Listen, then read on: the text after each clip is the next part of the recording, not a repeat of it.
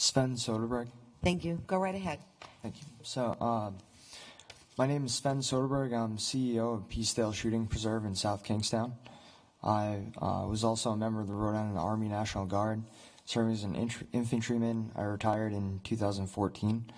I deployed to Afghanistan in support of Operation Enduring Freedom, where I was a recipient of a Purple Heart and a two-time ARCOM recipient. I've operated this public shooting preserve for the last 2 years.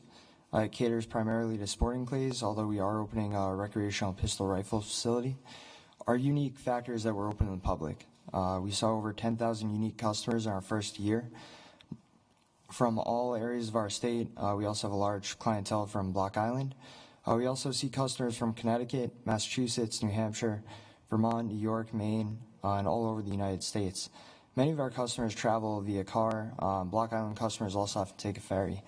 What I'm specifically referring to is the House Bill 7850, and there's not clear enough literature in here defining, what processes are permitted, what activities are permitted.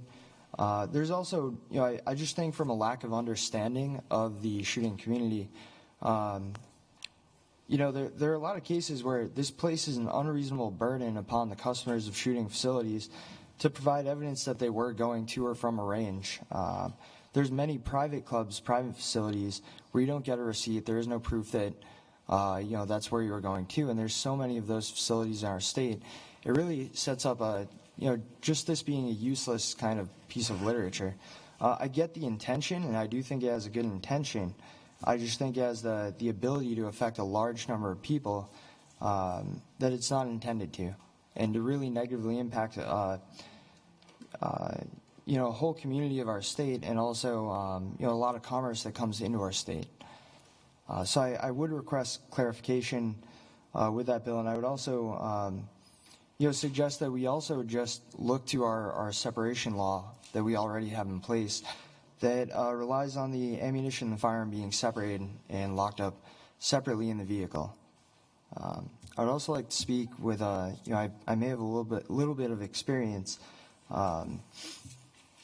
As far as military and police training, I think that people greatly overestimate the amount of training that our military and our police officers are able to receive, mostly due to budgets. A lot of departments and a lot of, for example, National Guard units can't handle the financial strain of, excess amounts of live fire training.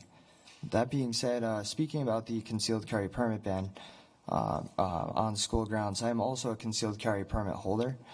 The difference between concealed carry permit holders and police officers and military is that concealed carry permit holders have taken it upon themselves in most cases to not only go through a very burdensome process to achieve that permit, but they've also taken on the personal financial strain of maintaining a level of training that generally will exceed what you'll find with police and military.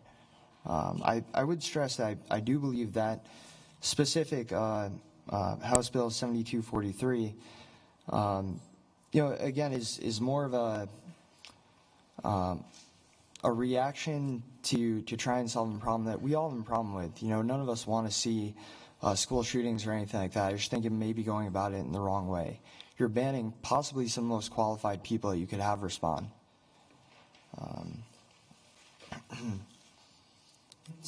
That's all I have. Thank you. Thank you. Yes, Representative McEntee. Thank you, Mr. Chair. I want to welcome Sven. The Peacedale shooting range is in my district, and he runs a very nice business. And we recently, the town of South Kingstown, when I was on the town council, worked out, we gave the permit for you to build the new indoor firing range as opposed to the outdoor. And I know the police were very happy. They can do their training in there, and you can explain it better than me, but I do want to commend you on a nice business that you run down there. And although we may not see eye to eye on every single bill, I appreciate your input. Thank you.